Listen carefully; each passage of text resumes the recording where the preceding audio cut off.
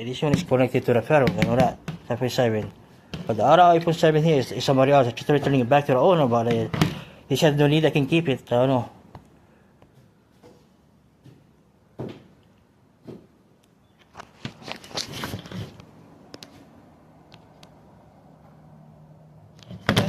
Well, how come the receipt says somebody else's name? It can be ID theft. No, that's not my name.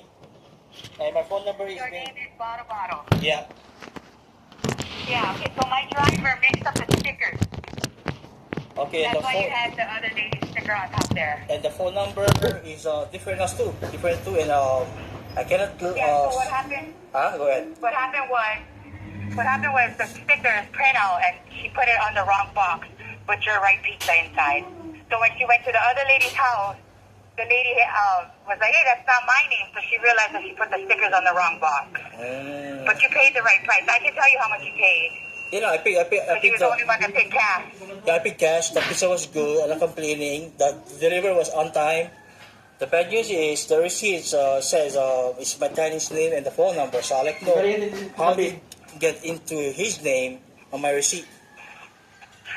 That's what I was explaining to you. The receipt, the phone number don't match your name, right? And it's not only that. The receipt got put on the wrong box. And it's not The only receipt got put on the wrong box. wrong box. Yeah, but you asked me my information. So that was your right pizza, right? That the pizza was good. The pizza was good. Okay. Are you worried about the pizza? No, That got worried the about the information to receipt. the lady. Don't worry about the receipts because that can be turned into ID theft if I'm using somebody's name. You know what I mean? That's why. Yeah, I know what you mean. I can go. That's pretty common sense what I say, people.